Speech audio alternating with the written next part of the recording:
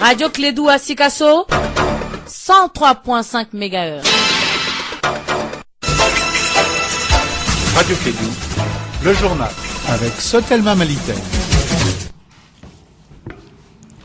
Vous êtes bien à l'écoute de la radio Clédou, il est 13h à Bamako et c'est l'heure de l'info sur la 101.2.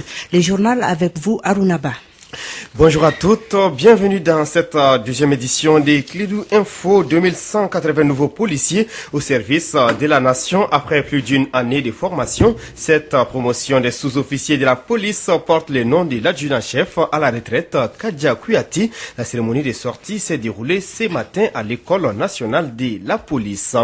Les femmes africaines étaient à l'honneur ce lundi 31 juillet. Le continent du berceau de l'humanité a célébré la journée panafricaine des femmes. Nous allons largement en parler. Des consultations discrètes sont en cours entre l'opposition et les pouvoirs burundais dans la capitale thaïlandaise. Selon des observateurs, ces discussions pourraient ouvrir la voie à des véritables négociations. On en parle dans l'actualité internationale. Voici pour vous les sommaires, les développements dans un instant avec Dado Numoko et Arunaba.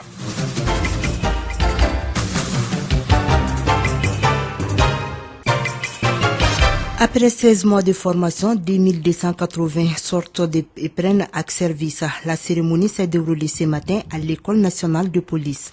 On compte 223 femmes. Il y a eu 3 promotions sortantes, dont la première porte le nom de Sada Samake, composée d'élèves commissaires. La deuxième promotion porte le nom de Feu Amadou Sangare. Ce sont des élèves inspecteurs. Et la troisième promotion porte le nom de l'adjudant-chef à la retraite, Kadja Kouyaté. Écoutons les ministres de la Sécurité, le général Salif Traoré au micro de Tianyari. C'était impressionnant. Cela va nous permettre de renforcer les unités qui n'ont pas d'effectifs, de créer de nouvelles unités. Nous avons également formé un petit contingent d'inspecteurs et un petit contingent de commissaires. Donc tout cela participe du renforcement des capacités en ressources humaines d'abord. Nous avons une loi de programmation de la sécurité qui a été votée récemment. Nous attendons les premiers fonds après le vote de la loi rectificative. Cela va nous permettre de prendre en charge tous ceux qui sont sous notre main, tous ceux que nous allons recruter dans les années à venir. Donc pour cela, le gouvernement a fait déjà beaucoup d'efforts. C'est la première fois qu'on a tout ce beau monde-là. Donc les autres fois, on va baisser, mais nous allons mettre en place un système de recrutement régulier. J'en appelle à la population donc pour que vraiment les interférences là puissent être vraiment arrêtées, qu'on laisse les professionnels faire les recrutements dans les règles de l'art et laisser également l'administration faire les affectations dans les règles de l'art, sans trop d'intervention. Cela n'est pas suffisant. Vous avez tous vu que les effectifs de la police étaient très très insuffisants. Même avec ces 2000, ce n'est pas suffisant. C'est pourquoi le gouvernement a décidé que chaque année nous allons recruter un peu. Voilà, donc c'est un grand pas en avant, mais ce n'est pas fini, ce n'est pas suffisant. À l'instant, le général Salif Traoré, ministre de la Sécurité et de la Protection civile, des propos recueillis par Étienne Niaré et Fatmata Saou. Le Mali, à l'instar des autres pays, célèbre la 25e édition de la Journée mondiale de l'allaitement maternel. Elle sera couplée au lancement de la Semaine mondiale de l'allaitement maternel du 1er au 7 août 2017 et c'est la commune rurale de Sanakoroba dans la région de Koulikoro qui abrite la cérémonie de lancement. Les thèmes s'intitulent Soutenir l'allaitement maternel ensemble. Il s'agit de soutenir les mères à pratiquer l'allaitement maternel le plus longtemps possible pour le bon déroulement des bébés. Nous allons y revenir avec notre envoyé spécial Fanta Diakiti. Hier 31 juillet a été célébrée la journée de la femme africaine. Cette commémoration vise à mettre en exergue le rôle historique joué par les femmes en Afrique. Elle témoigne aussi leur capacité de réaliser et conduire les changements sur le continent. La cité légendaire des rails a été choisie pour accueillir la cérémonie du lancement de cette commémoration. Le thème national s'intitule Genre et migration, comment la femme peut contribuer à réduire les phénomènes de la migration irrégulière. Écoutons Madame le ministre en charge de la promotion de la femme, Traoré Oumou Touré, lors de la cérémonie de lancement. Ces propos sont recueillis par Aboubacar Niane, notre correspondant dans la région d'Ekaï. La journée du 31 juillet continue à être le symbole du courage et de l'engagement de la femme africaine, car elle offre un cadre privilégié d'échange et de dialogue entre les femmes elles-mêmes d'une part et entre les femmes et leurs gouvernants d'autre part. Pour cette édition, nous avons choisi CAI, parce que CAI nous enseigne la migration utile, celle qui fait développer toute une région à travers sa diaspora. en centrant mes propos sur les aspects positifs de la migration et les retombées positives de ce phénomène humain, mondial et historique. Permettez-moi également de rappeler que le phénomène de plus en plus renferme une sombre face. L'exploitation et les mauvais traitements infligés aux plus vulnérables de tous les migrants, les enfants des deux sexes, sans compter le drame que nos enfants vivent en traversant le Sahara et la Méditerranée. À l'instant, Traoré Oumou Touré, ministre de la promotion de la femme, de l'enfant et de la famille. Dans le même registre, les femmes sont moins attirées par les informations. La journée panafricaine des femmes symbolise la lutte implacable qu'elles mènent depuis des années pour l'épanouissement de la gente féminine. Cette lutte serait encore plus efficace si les femmes s'intéressaient aux médias. Elles sont quasi absentes devant leur poste téléviseur ou à écouter la radio pour s'informer. Une situation que déplore la présidente de Wildaf Mali, grand défenseur des droits des femmes. Moussa Papaïdara nous en dit plus dans ses reportages. Quel que soit leur rang social ou leur niveau d'études, rares sont les femmes qui s'intéressent aux médias. Avec 90% d'analphabètes, les femmes sont encore moins intéressées par la lecture. Après sa cuisine, Aïssata prend du plaisir à suivre son feuilleton. Moi, la presse écrite, non, je ne regarde pas beaucoup. C'est vrai, je regarde la télé à la maison, les émissions et puis le journal, là, d'accord. Mais on parle même des femmes dans la presse écrite. Donc, ça m'intéresse pas beaucoup. Sur ce tableau peu reluisant, seule la radio tire son épingle du jeu. En effet, nombreuses sont celles qui la trouvent plus accessible et attrayante.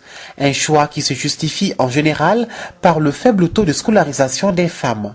Les écouteurs à l'oreille n'empêchent pas Citan de vendre ses condiments. C'est une de nos émissions préférées. C'est tout près ici à la radio Guintan. C'est grâce à ces précieux conseils que nos maris ont même accepté qu'on vende les légumes ici au marché. Le constat est clair. Suivre les informations apparaît au second plan dans l'agenda de la plupart des femmes. Ce n'est pas notre grand défenseur des droits des femmes, Boari Bintoufouné Samake, qui dira le contraire. Aujourd'hui, le constat est que très peu de femmes s'intéressent aux médias. Nous sommes dans un monde d'information. Non seulement vous avez l'information, ça c'est non, mais si vous-même vous êtes dans les médias, vous serez connu, parce qu'aujourd'hui le monde c'est un monde de relations, vous serez connu, mais en même temps vos préoccupations, vos points de vue vont être prises en compte par toutes ces personnes qui lisent et qui s'intéressent à ce que les femmes disent. Parce que le développement, sans les femmes, il n'y a pas de développement. Une personne qui ne communique pas vit en vase clos. Avec ce monde de communication qui s'impose, les femmes devraient accorder plus d'importance au quatrième pouvoir pour mieux cerner la question du genre, c'est-à-dire connaître leurs droits et devoirs. Restons avec les femmes en marge de la célébration de la journée panafricaine des femmes. Une bibliothèque en plus d'une salle d'informatique voit le jour. À travers ces gestes, la Fondation Femmes d'Afrique et Culture Mémorial des Rufisque compte honorer 2 pionnières. La bibliothèque porte le nom de Diop Sira Sissoko, première bachelière du Mali. Quant à la salle d'informatique, elle est nommée Maïga Jeannette Aïdara, première présidente de la dite Fondation. Étienne Niaré, reportage. Le choix de ces 2 pionnières n'est pas un hasard. Elles se sont battues pour l'éducation et le panafricanisme des femmes. Madame Ba Awagundo Dia, membre de la Fondation Femmes d'Afrique et Culture Mémorial des Rufisque du Mali. 2 grandes figures de l'histoire de la promotion de la femme et fière d'avoir accompli une mission qui m'avait été confiée par Madame Diop Sira Sissoko. Nous les ados, lui avons signalé aux camarades qu'elle était là ou qu'elle n'était pas loin, parce qu'elle avait un œil vigilant sur notre éducation partout. Maïga Jeannette Aïdara, promotion 1939-1943 de cette école normale de jeunes filles de Rufisque au Sénégal, appelée couramment Madame Atayer, fait partie de la 2e promotion des femmes institutrices du Mali. La famille de Madame Diop Sira Sissoko se dit fière de voir ainsi une bibliothèque dédiée à la première femme bachelière du Mali, Kadizatou Diop, fille de Madame Diop Sira Sissoko. Toute la famille Diop est élargie et vraiment très fière et très satisfaite de cet événement qui se passe aujourd'hui. Mme Sira Diop a toujours œuvré, s'est toujours battue pour que le savoir et la culture soient véhiculés de quelque façon que ce soit. Elle a toujours œuvré pour, depuis l'existence de Fakemer, la Fondation Fakemer Mémorial du Rufisque, pour que tout le monde puisse participer, assister, tirer un maximum de cette fondation-là. Avec l'inauguration de la salle, la bibliothèque aujourd'hui, je pense que d'où elle est et où elle nous regarde, elle doit être très contente. Et de ce fait-là, nous sommes tous fiers et heureux. Cette inauguration a concerné une bibliothèque dédiée à Mme Diop Sira Sissoko et une salle d'informatique à Mme Maïga Jeannette Aïdara. Ces deux salles sont ouvertes à tous les élèves et étudiants du Mali pour leur formation.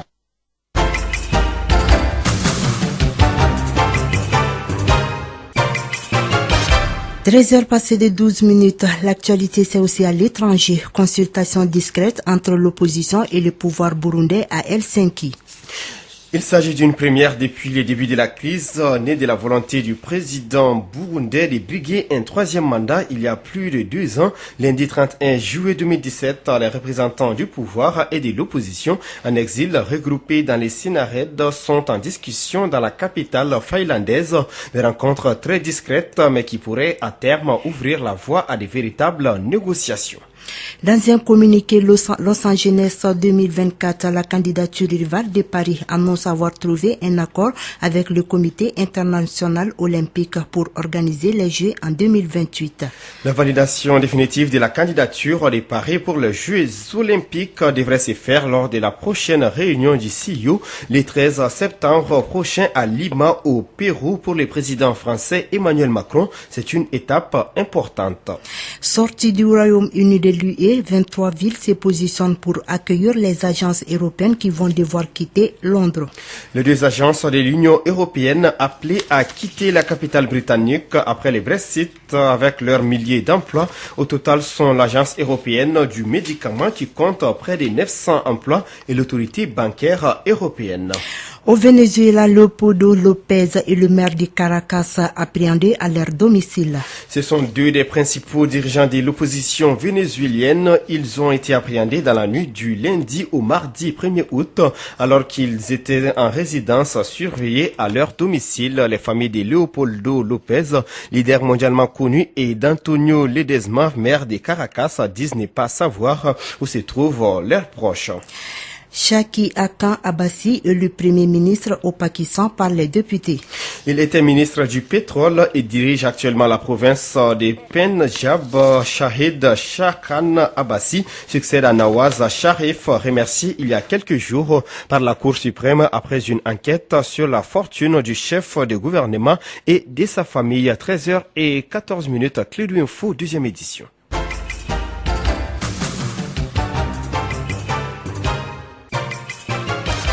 Retour à l'actualité nationale, des femmes en réunion pour définir des actions pour le retour de la paix dans les communautés. Cette rencontre de 3 jours se tient dans le cadre de favoriser l'esprit de la recherche inclusive pour le renforcement de la cohésion sociale, du vivre ensemble et de la construction. Elle concerne les femmes des 7 cercles de la région de Ségou. C'est une initiative de Wildaf Mali en partenariat avec l'Institut malien de recherche, Action pour la paix IMRAP et Oxfam. Reportage Yapene Djenebadolo depuis la cité des Balanzans. Il s'agit surtout à travers cet atelier de faciliter les échanges entre les femmes de Ségou et d'encourager une démarche d'ouverture entre elles. Boare Bintou Foune Samake, présidente Wildaf Mali. Il s'agit pour nous de pouvoir amener les femmes de toutes les régions du Mali, indépendamment de leur appartenance politique ou de leur appartenance à une association, pour qu'elles se mettent ensemble pour parler de paix et de cohésion sociale. Pouvoir réfléchir par rapport à nous-mêmes, cela pourra faire avancer les choses et sortir plus les femmes de leur situation de peur, de questions qu'elles intériorisent et qu'elles ne peuvent pas trouver de solution. Choses qui permettent d'outiller les participants pour qu'elles soient des relais dans leur communauté, dans l'animation des espaces d'échange sur la paix et la réconciliation au Mali. Boare Bintou Foune Samake, présidente Wildaf Mali. Et c'est pourquoi nous avons tenu à ce qu'il y ait le cercle de paix dans toutes les régions du Mali. Pouvoir établir des liens de cohésion, comprendre ce qui se passe en nous-mêmes, autour de nous, dans notre communauté, dans notre nation et même, pourquoi pas, dans le monde. Donc, nous allons examiner toutes ces situations ensemble et essayer de nous projeter dans l'avenir. Les femmes à la base aujourd'hui doivent être le socle. Il est à signaler que d'autres rencontres en amont ont été menées, notamment l'organisation de 2 sessions de formation des formatrices sur le cercle de paix à Ségou et une conférence entre sœurs maliennes en Mauritanie. De Ségou, Yapene et Geneva Dolo pour la radio Clé. Vous êtes sur les 91.5 et les 465 sur Canal. Vous écoutez Radio Clédou, 13h passées de 15 minutes. C'est tout pour cette édition, la deuxième des Clédou Actualité. Merci à vous de l'avoir suivi. Présentation Arunaba et Dado Numoko. La mise en onde a été assurée par Fatou Fall. Tout de suite, c'est Clédou Sport en langue nationale. Bambana, l'information, c'est à 14h. D'ici là, retrouvez-nous sur les www.info-mali.com.